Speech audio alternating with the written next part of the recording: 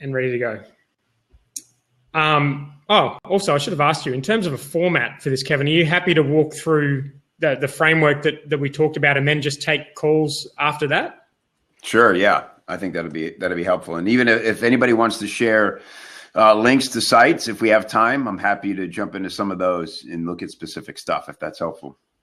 Oh, cool. How much time do you have? Can I ask that? I left my wife and kids yesterday because they were getting on my nerves. So I'm a free man. I can do whatever you want. I'm kidding. That's good. I'm good for an hour, like whatever it takes, man. All right, cool. Well, Chris Duck is coming on in an hour, so that if you could stay on that long, that would be epic.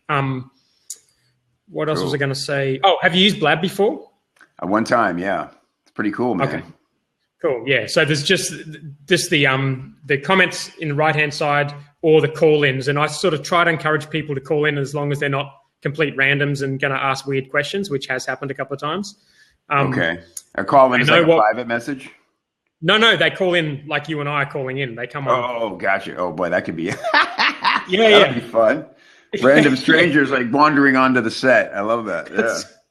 That's happened a few times, and the guy's like, "What are we talking about?" And I'm like, "Oh shit." But yeah, all right. So that's how it's going to work. I'm just going to do a very quick intro. So I met Kevin at James Shramko's event. I was going to say this year, but it wasn't this year, was it? It was the start of last year. And was kind of sitting beside him for the whole thing. Didn't understand that I was sitting next to someone so famous and amazing.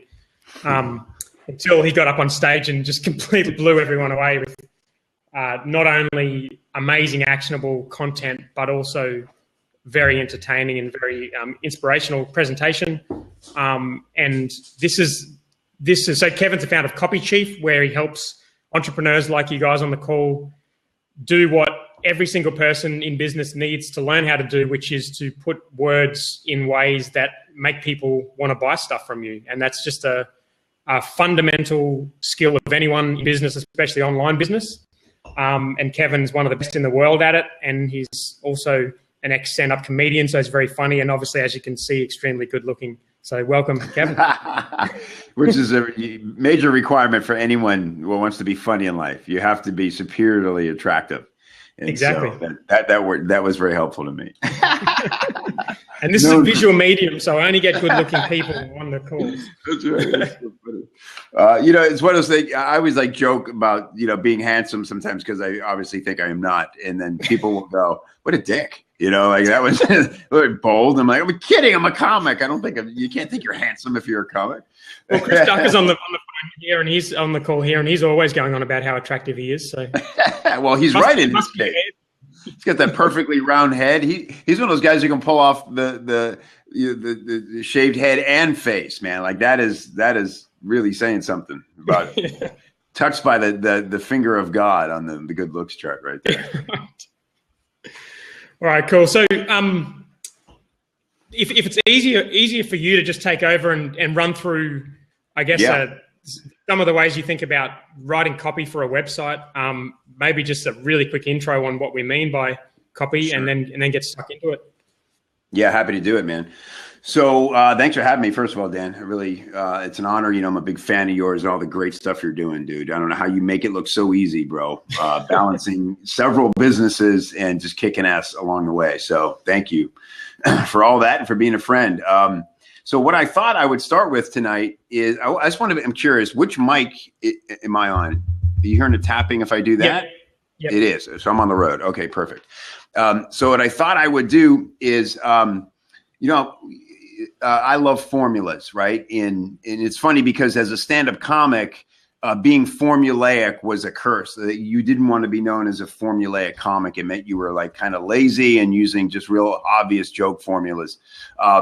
But in my copywriting career, I've come to really appreciate and embrace formulas because, first of all, we have to pump out so much material. It's really helpful to have a starting point, right? And I ultimately found some freedom in the structure of frameworks and formulas because once you kind of, have the like the bumpers in the bowling alley, you can just throw the ball crazy, right? You can try different stuff and be more creative when you sort of have some parameters to work in. So I love formulas. We had Taki on yesterday, and the word he used was freestyling in a framework. FIAF. That's perfect. That's exactly what I'm trying to say. And he's, of course, more eloquent than I am. And he doesn't wear shoes. So it's a problem. My shoes are probably too tight. And by the way, I'm representing. You got my Australia. Oh, nice. I didn't see that. Yeah. My buddy Murray Hudson sent that to me. What a lovely guy. He was out there at James's event with us last year.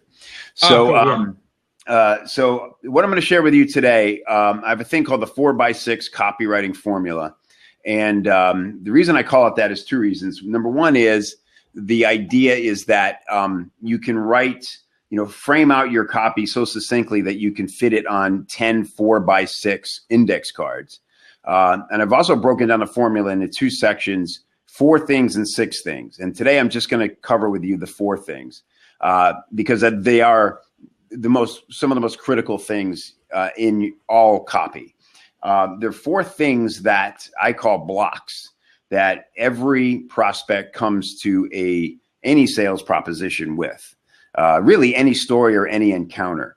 And they seem really basic on the surface, but they're the kind of thing that if we don't have them covered, questions that if we are not answering, your prospect literally cannot purchase. Like their brain won't let them. There's an open loop that is sending off red flags and going, if you don't get this information, don't move forward. You can't trust this thing, right? Yeah. So I'm going to go through the 4 things. I've got some slides here that'll help guide me along a little bit and make sure I get you the best info. And so they're real simple.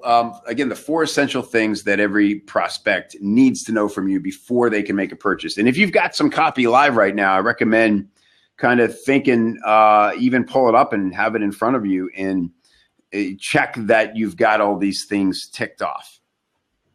So the first one couldn't be more basic and obvious. It's what is it, right? What is this we're talking about? But it's amazing how many people screw this up.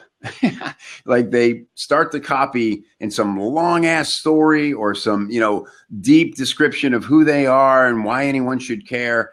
And they're forgetting to tell you, here's what I have for you. And that is the very first thing that anybody wants to know when they arrive at your page or your offer. Like, what is it? What are we talking about here? I can just second what you're saying. I did some website reviews for Pat Flynn, maybe last year before or something, and I did 300 on his website. And literally, I just typed these words on almost every single one. Is like, what do you do? Like every single website just automatically assumed the person visiting the site knew exactly what they did and why they did it. Yeah, right. It's the disease we all have is that we're just too close to our stuff, Yeah. And this is why it sort of takes a village, and we need other friends and allies and colleagues and mentors and coaches to eyeball our stuff and go, bro, you're like missing the most obvious stuff. So yeah, what is it? Seems obvious. And I'll give you a couple of little formulas here. And again, this is all about getting it across very succinctly. So in TV and film, they have what's called a log line. It's the little bit of copy that you see. Say you go on Netflix and you're scrolling through deciding what to watch. The descriptions of the show is called a log line. And in Hollywood, in entertainment, they use log lines. That's basically all the time you get to pitch an idea, to an executive. You've heard the term elevator pitch. It's essentially that. It's like, how succinct of a log line can you make it? And, can you get them to raise an eyebrow and go, there's something there. Okay, let's set up a meeting, right? And so some famous log lines, Dan, let's see if you get these. And this will give you an idea of how these work and how they sum up what can seem like a really big concept, okay? So this is a famous log line. A 1940s New York mafia family struggles to protect their empire from rival families as the leadership switches from the father to his youngest son. I don't want to just take them all, but I'm either going to say The Godfather or The Sopranos. You got it. There's a Godfather, right? It's just like, and probably 100 more mafia movies Yeah. since The Godfather. But right. So we pretty instantly recognize that as The Godfather. Here's another one. A small-time boxer gets a once-in-a-lifetime chance to fight the heavyweight champ in a bout which he strives to go the distance for his self-respect. All right, we've got a few responses there. Every Rocky movie, the most recent Rocky movie. Every Rocky movie, right? Rocky 1 and basically every one of them. Yeah. Yeah. Exactly right. So, and so that's it. And then so we can see that the formula there. And then so if we want to use that, here's when you can write down. And I wonder if I can even like copy this and paste it in. That would be super cool. I was just going to say, if some of the calls we've had some people on the line who are very active in the text, which it looks like we do have here. So if people want to also take notes with what Kevin's saying, or if you mention some URLs, chuck those in the comments for people to click on as well. So that would be good. But yeah, That'd you can cool. use those messages yourself, but it's just sometimes it's a bit hard to get sort of distracted. Yeah, right. I don't want to get lost here, but so yeah, let me give you the format. I think I'll be able to do this. I'm going to see. Let me see if I can send this as a message. Yeah, I think it worked. Right. Perfect. So it's a product description that helps your customer avatar do a benefit action by a unique product feature. Right. Yeah. So that sounds like a lot of blab there itself. So let's break that down a little bit. So one would be this is the Dollar Shave Club, which we're probably all familiar with, the runaway success company. It's a subscription service that helps men save money on razors by delivering discount blades to their door monthly, right? And again, it's just all about getting it so succinct that it's essentially a log line, and that just closes that loop. So people go, okay, great, I get it. I see what we're doing. Yes, I'm still interested. Let's move on to the next block. And, so this is literally saying what you're doing, who it's for, the benefit, and some sort of differentiation all in one sentence. One nice clean sentence, right? Like that fast. And again, it's just all about closing these loops for these first four.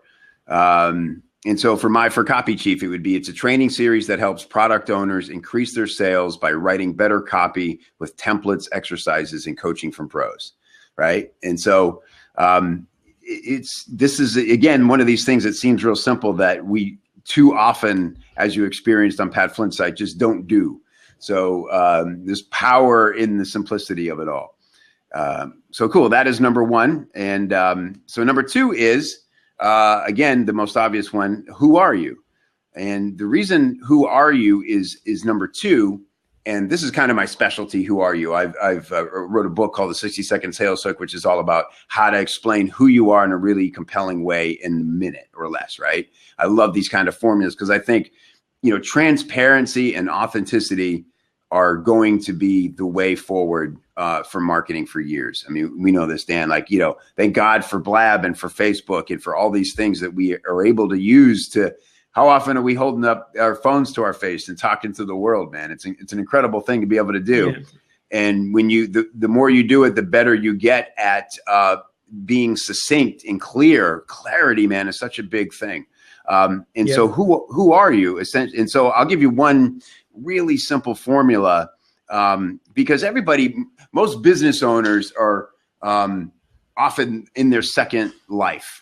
Right. Or there's, everybody talks about, well, in a previous life, I was this or that.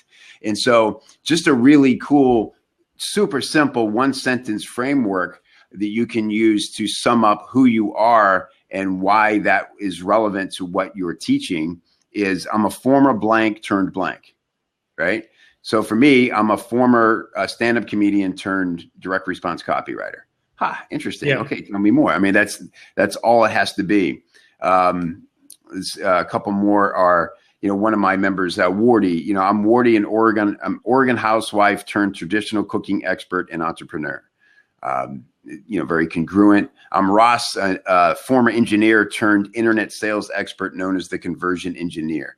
That one even explains his title in a cool way, right? Mm. And is this partly to sort of to build empathy with the person who's still in that former state? That's, it certainly would work for that if they were.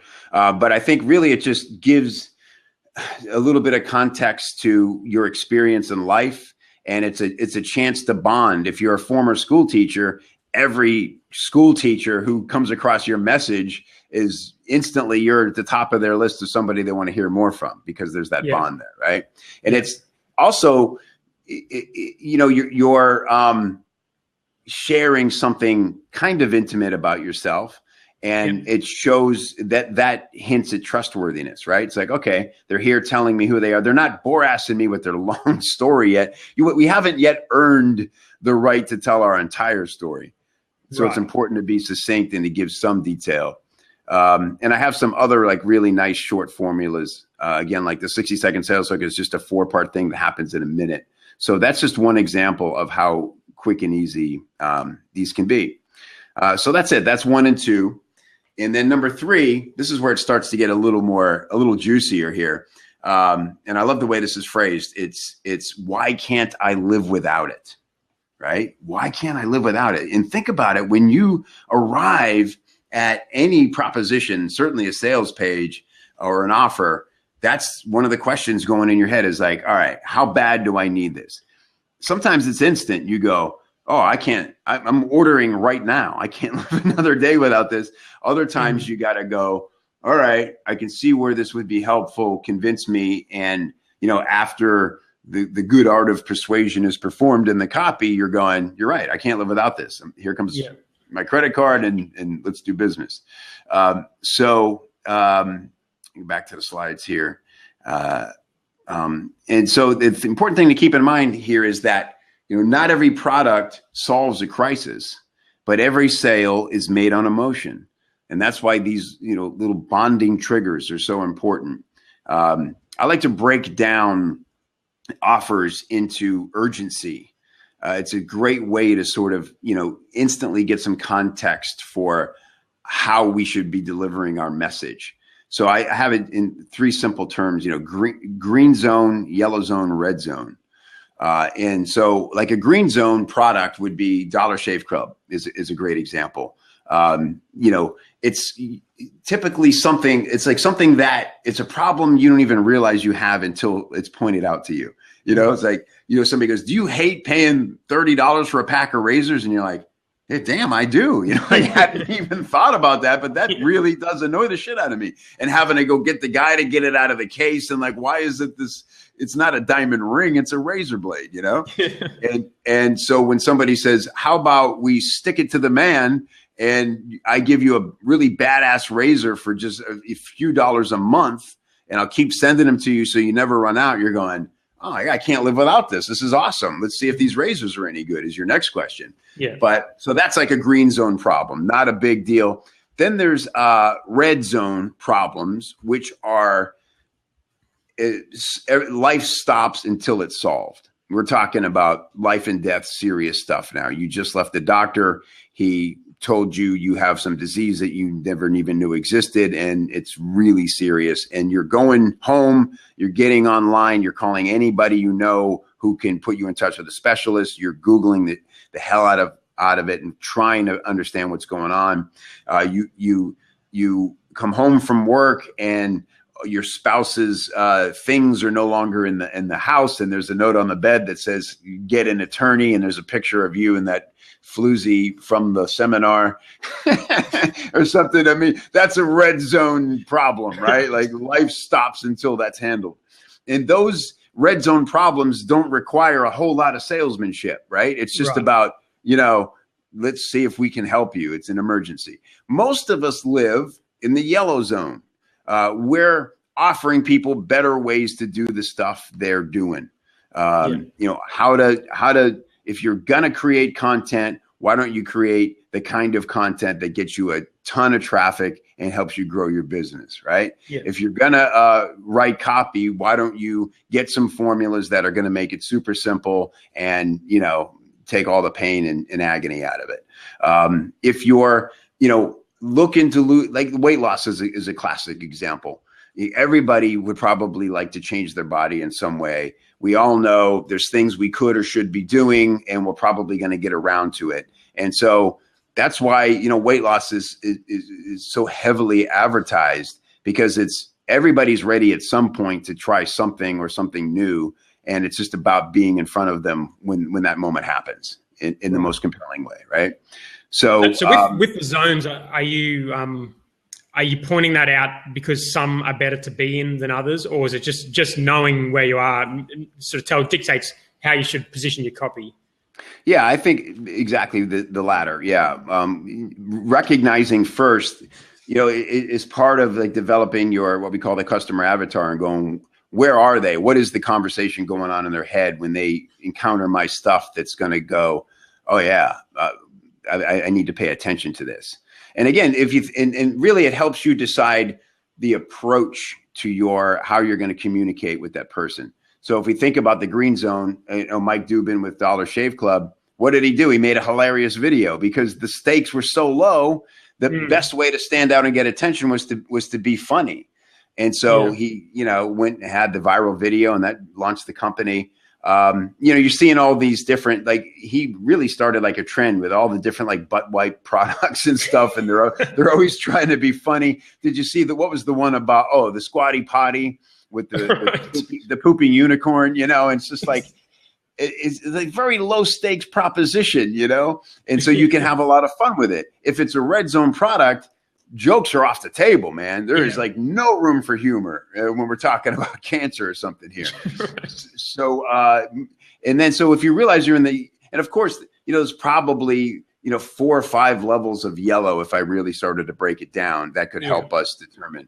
But yeah, it is really just about deciding, all right, this is how serious the issue is we're talking about, and this is how I should probably proceed in talking about it.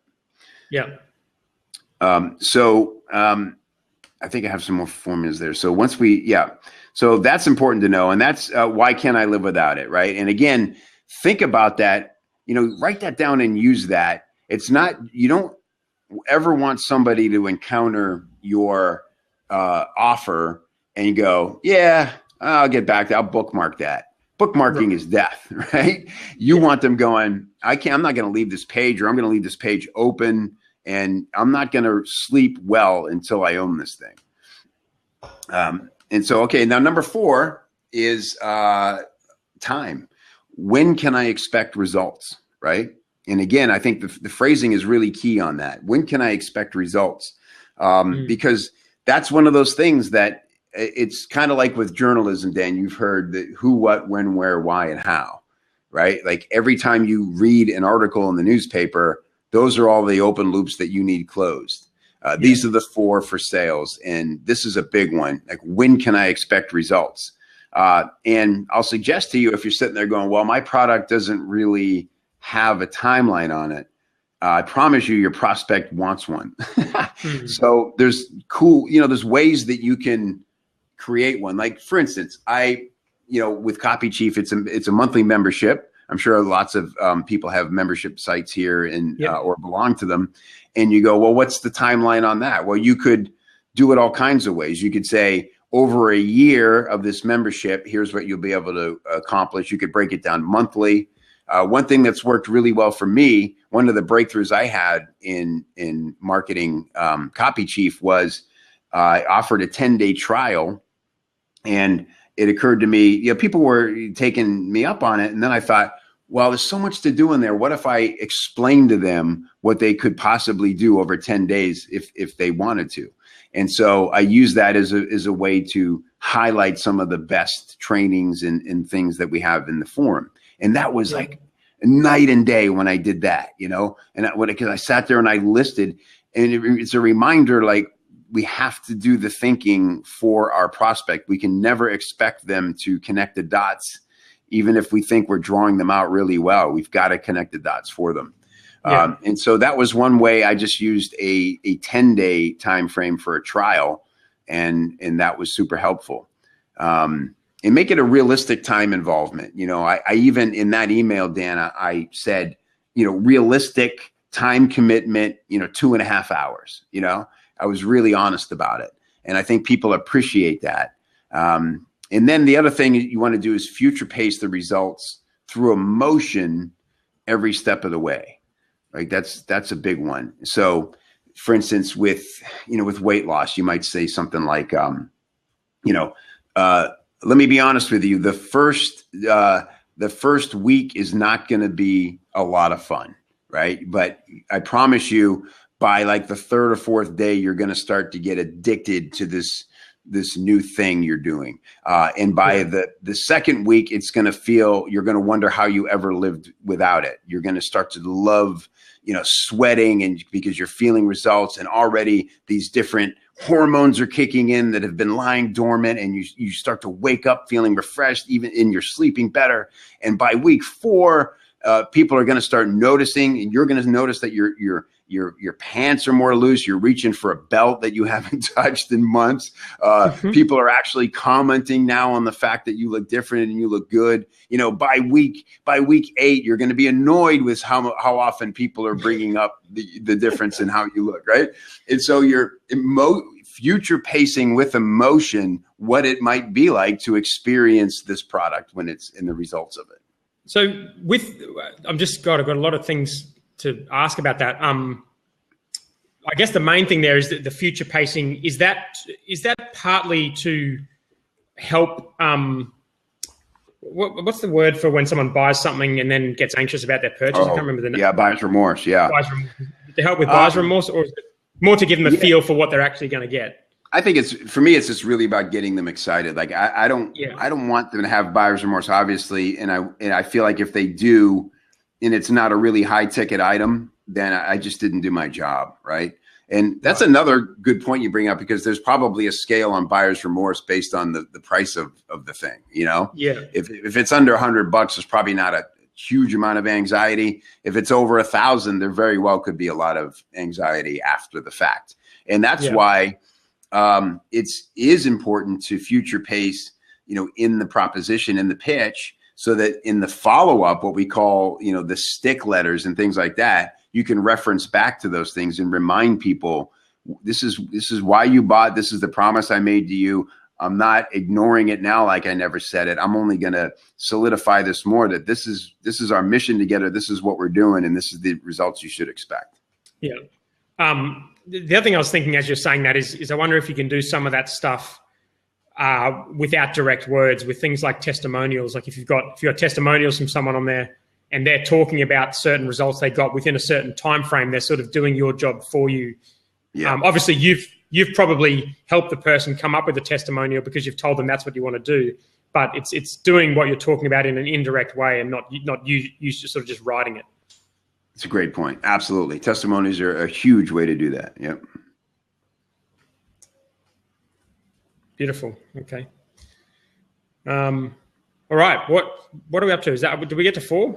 That was 4. Yeah. That was 4. Those are the 4. Yeah. And the other 6 are all about, urgency, like making sure the 6, what I call now reasons that people will want to take action right now, rather than, like I said, bookmarking.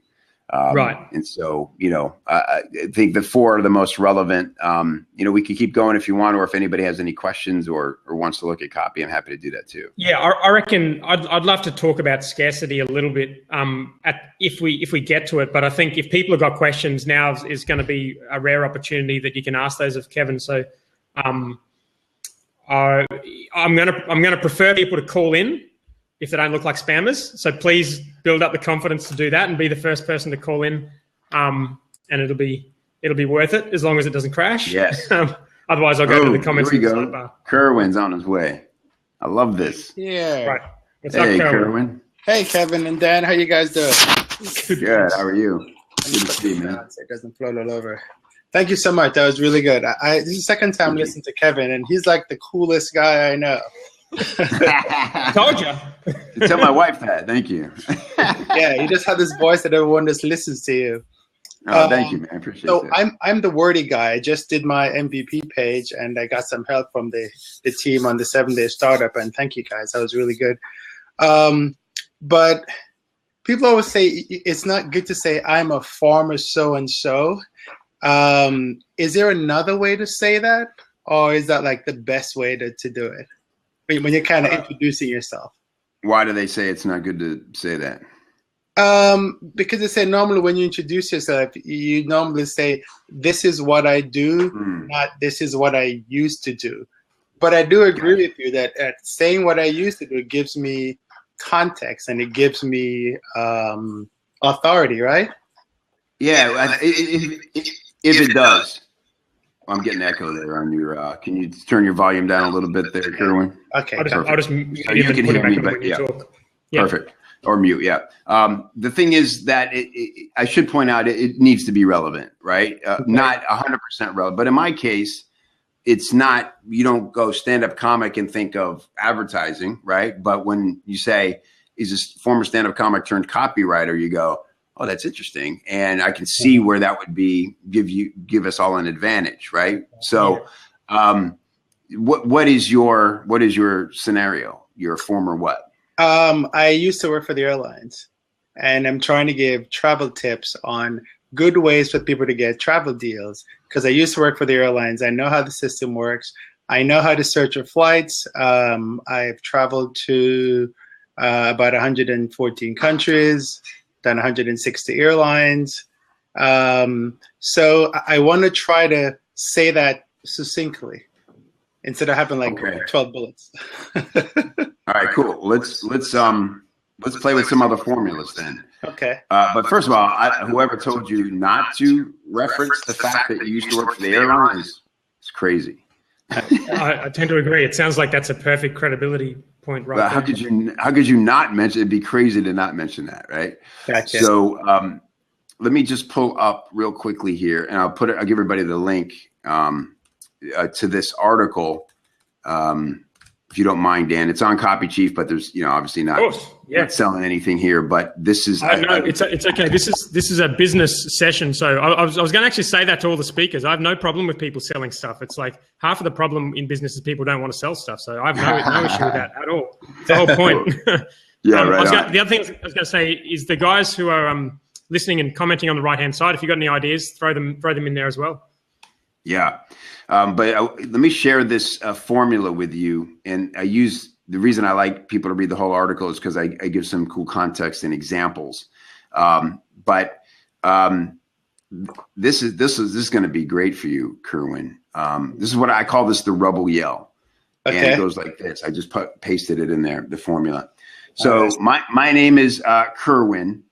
I love traveling the world. Or you could even say, if you want to be your customer advocate, I love teaching people how to travel on a budget, right? Okay. But was fed up with all the corporate websites who pretend to find you discounts when really they're just shills for the corporations. I'm just making this up. Right. So I created a special report that shows you my top 10 tips for saving hundreds wherever you want to travel or something like that, or you can get more specific. But you see, that's the whole thing. And now suddenly, I mean, that's 2 sentences and look how much people know about you, right? So that's like the next level of I'm a former blank turned blank. Gotcha. Because now we've got emotion in there now. That's what I really strive for. We've got love and we've got anger, essentially, right? And you can go crazy with that. And even I would use terms like for you, Kerwin, like whistleblower, So like former travel industry, whistleblower, disgruntled ex-travel industry, blowing the whistle on all the different ways that they rip you off. And he wants to, and then show pictures of you in all these different countries and, you're the best proof of how this works and how people can do it. I think it's brilliant doing it. And you I would not only use it, but use it powerfully, your history. All right, cool. Well, thank you. That's good. That's really good. I appreciate it. My pleasure. All right. Thanks, Kerwin. Great stuff. I had a couple of other calls that were waiting there for a while, so I'll see if they work. If not, I've got more. Hey, Roscoe, what's up? Hey, Dan. How you doing? Hey, Kevin. Good, thanks. Hey, Roscoe. How are you, bro? Good. I got a laser quick question. Testimonials and case studies. I've collected a lot of testimonials over time, and they've all been like, Roscoe helped me made 80 grand, and they kind of sound a bit junk. and I'm a bit tired of them, and I think the audiences and the web's tired of them. So have you got any like sort of short fire tips around how to position them and how to not limit the type of clients you're getting to by your testimonials? Like, you know, if you've got sort of a bunch of startup results and I've got corporate clients and startups and I don't kind of want to pigeonhole myself too much with them. Yeah, great question. That gives you a brief. Absolutely. So this is timely. It's like I paid you to ask this because one of our latest articles on the site is called "Where's the Proof?" and it's all about testimonials and how to use them more effectively. Essentially, the most immediate cure to your problem here, Roscoe, is how you ask for the testimonial, right? And so, you know, what I often find is like people are happy to give you a testimonial, but then they have this problem of now they have to write or something, or worse yet, make a video, and they just freeze up. And a lot of times it's because they want to honor you and they're afraid to like let you down by not writing something good, you know? And how often do people say, yeah, I'd love to give you a testimonial. What do you want me to say? Or do you want to give me, you know, they basically ask for instructions. And so what I do instead is I just give them instructions up front. I go, hey, if you're willing, you know, usually it'll come after you'll get like a love note, you know, somebody, I just had to tell you, man, your product's amazing. You go, hey, I really appreciate that. You know, it would mean the world to me if you write me a testimonial or even shoot me a video. All I need is this, you know, how life was, what was your problem that led you to my product? What was it like using it? And how is life different now that you've succeeded with it? That's it. And they go, oh, okay, great. That's a little story I can tell. And boom, you get back this you know, this great contextual testimonial. And here's like a little bonus tip. Like the best thing you could do, and it might be sometimes awkward depending on what kind of business you're in, to actually get on the phone with them yourself and record a testimonial, because, you know, they get a little starstruck and stuff. So it feels like you're cheating. But if you can have somebody on your staff call them and record an interview, like that's the best way to get a real gold quote, right? Because people speak more authentically than they write sometimes. And then if you do that, try to capture what I call a small moment. That is what I'll say to them. Like one amazing one I had in weight loss was, you know, I'll say to people, they'll tell me their journey and how they lost weight and how it was effective. And I'll say, tell me, can you think of a moment recently where it occurred to you, wow, I would have never done this when I was, you know, 50 pounds heavier, right? Like I could have never hiked this mountain or done whatever. And you ask them that, you know, what's some moment recently would occur to you, like how different life is. And man, sometimes they'll go, it'll be lame, but when they give you a good one, it's like the greatest testimony you'll ever have, because it's like super emotional. Okay, cool. Yep, sweet. Thank you. Awesome. Thanks, Roscoe. Appreciate it. Thanks, guys. Cheers. Peace out. There was a question in the comments about whether you have a URL on your site to send people about testimonials, Kevin.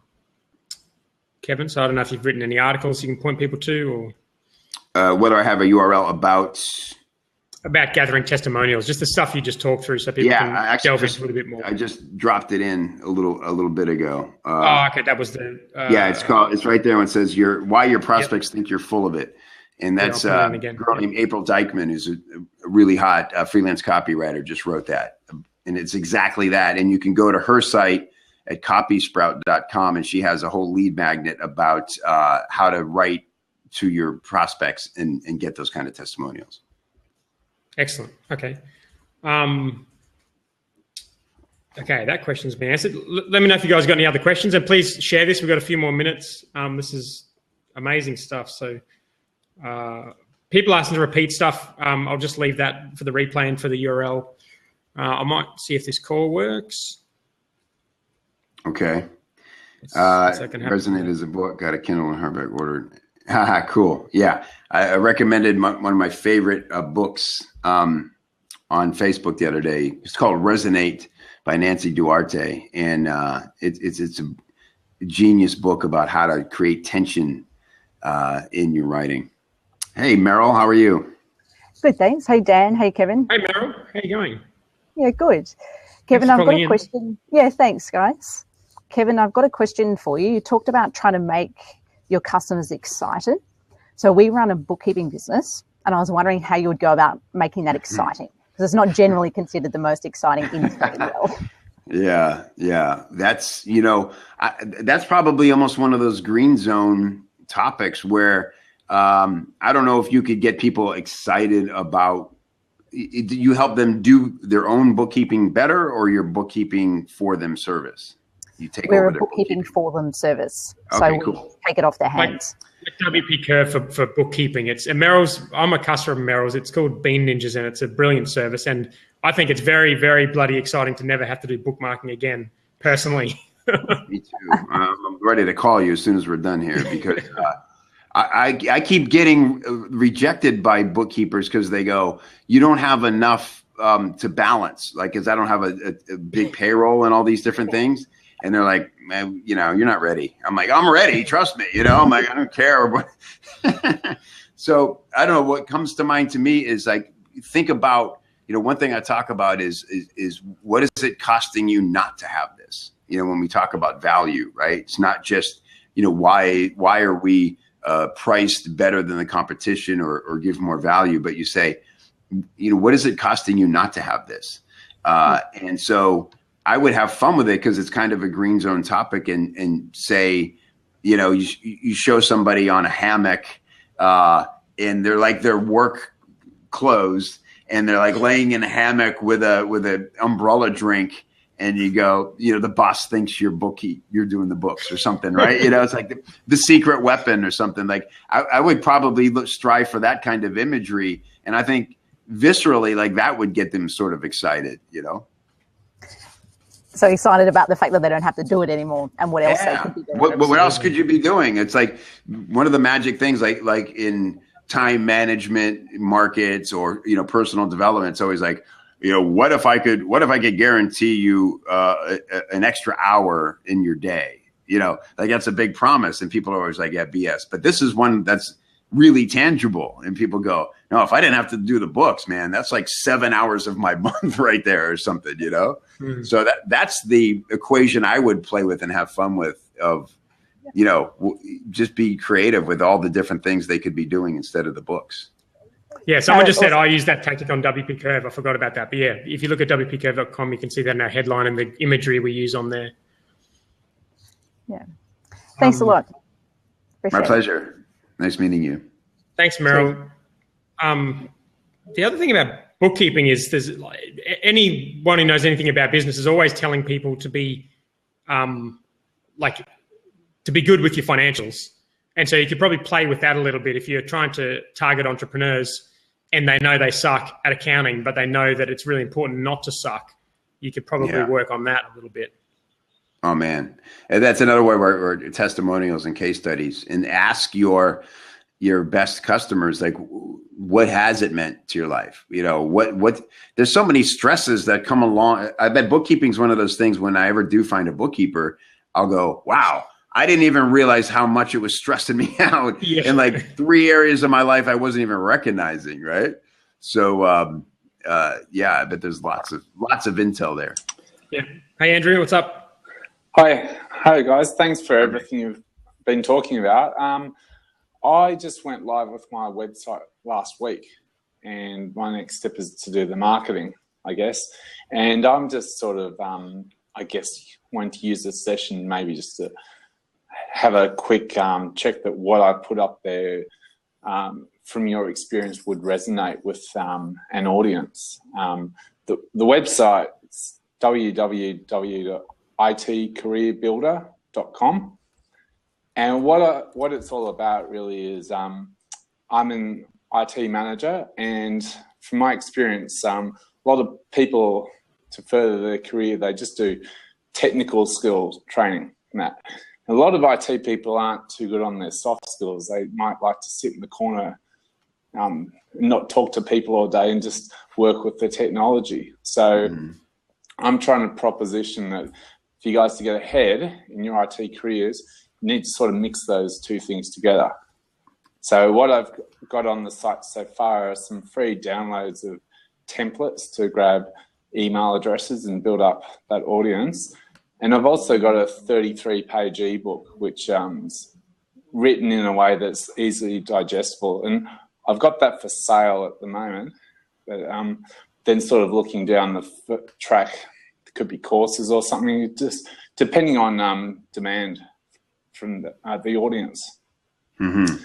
So I guess maybe just even the homepage of that, Sure. your thoughts on what could be improved. The home page is where I'm landing here at itcareerbuilder.com. Okay, great. Yeah. So yeah, I mean, I like it looks nice. You've got an image up there and everything. I don't know. I'd be interested to get Dan's take on this. And there's, lots of schools of thought on this, but for me, I hate wasting that much real estate above the fold like that.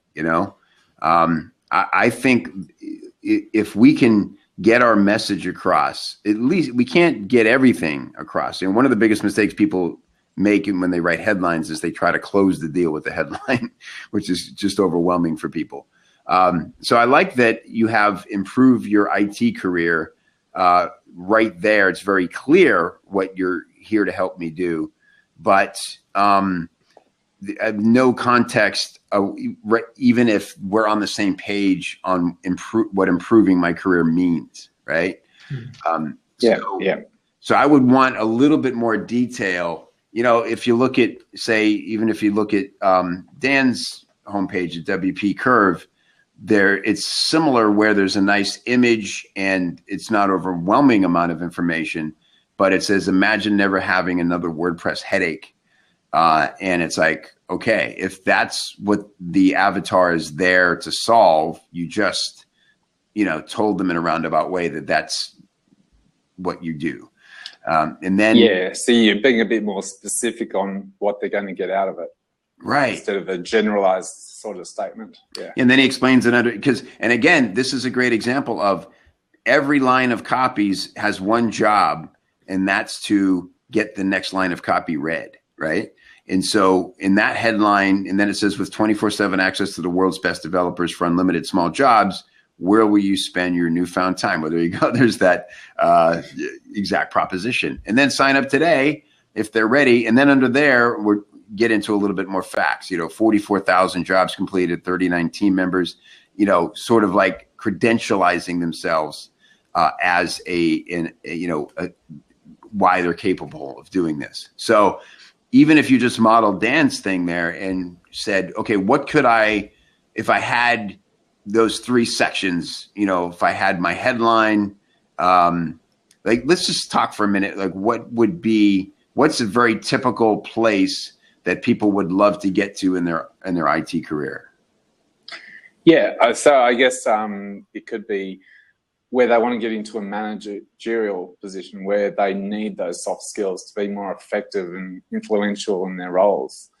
So my target audience is really for young IT professionals who've only been in the industry maybe 1 or 2 years, or maybe college graduates who are looking to sort of take that right approach from the get-go.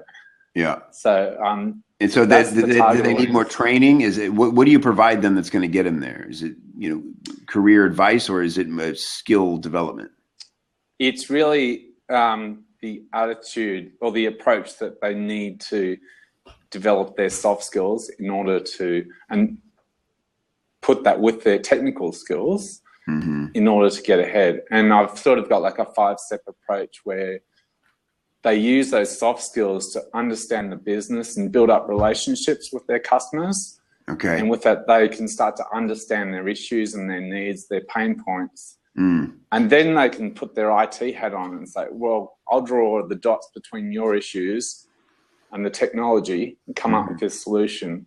And then it's really the final thing is to implement that solution. And that makes them a more valuable person. I love that you're attacking the full rounded thing there. Is soft skill essentially the things about being an IT guy that don't make you an IT guy? Like the punchline IT guy?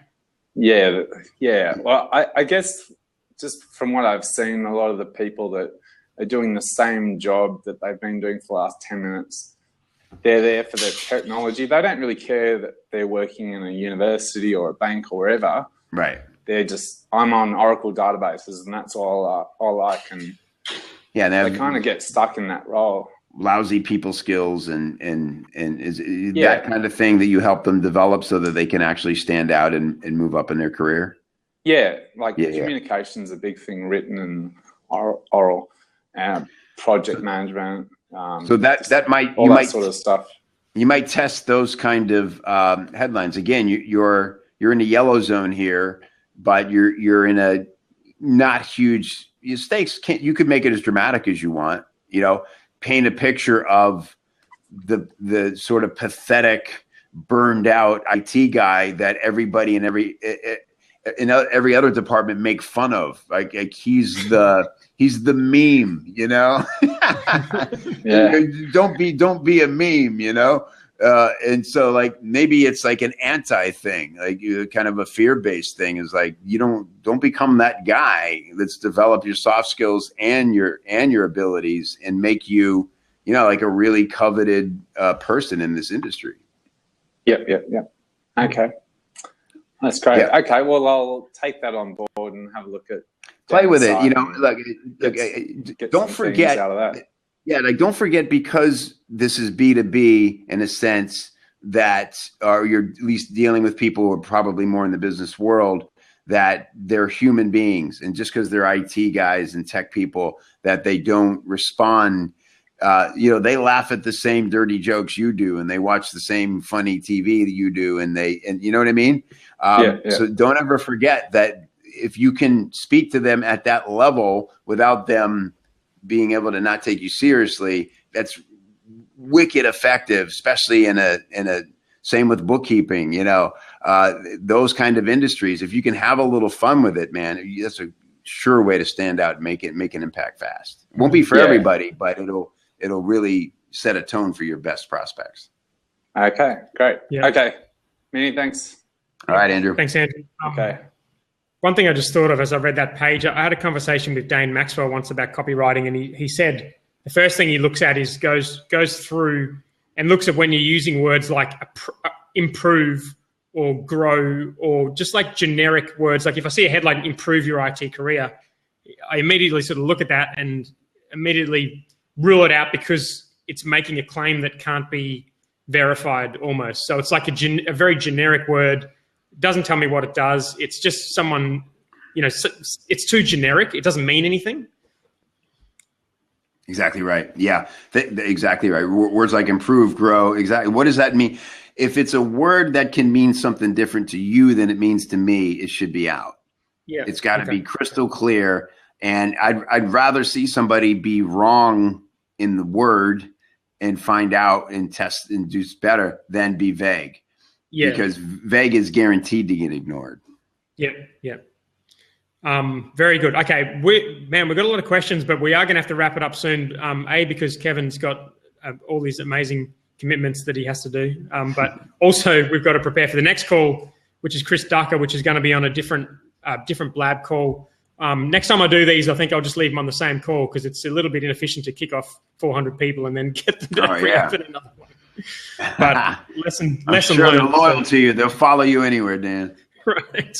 Who wouldn't show up for Ducker, man? What's that? Who wouldn't show up for Ducker? I'd crawl through mud to go hear that guy talk. True.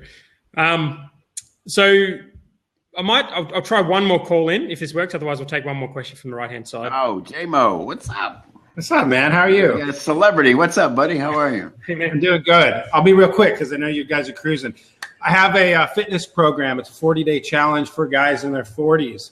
And we're selling it primarily through a webinar or replay of the webinar. And I'm curious if you think 40 bullets, like a bullet for each day, is overkill or not. That's interesting. Are they really doing something different each day? Yeah, every day is like a 2 to 4 minute exercise or just something really quick. Mm-hmm. And so I was thinking like day one, it has the unique name, and then mostly blind bullets to intrigue them. But I'm just curious if 40 bullets is going to make someone feel overwhelmed, like, oh shit, a lot of stuff to do. If I should just maybe pluck the top 7 out of there. That's certainly the risk.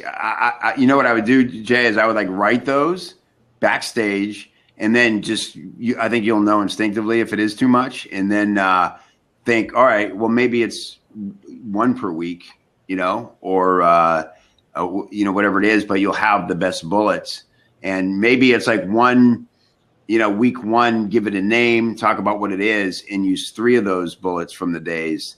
About how it'll work, and then just kind of run it that way. Gotcha.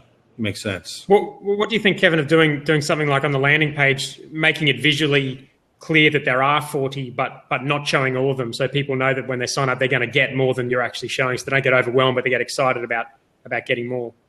Yeah, I love that. I think the appeal is that there's no thinking involved, right? What do? Just get an email or something? They wake up, get their instructions, and then to go do that thing. I mean, man, that's just so much of it.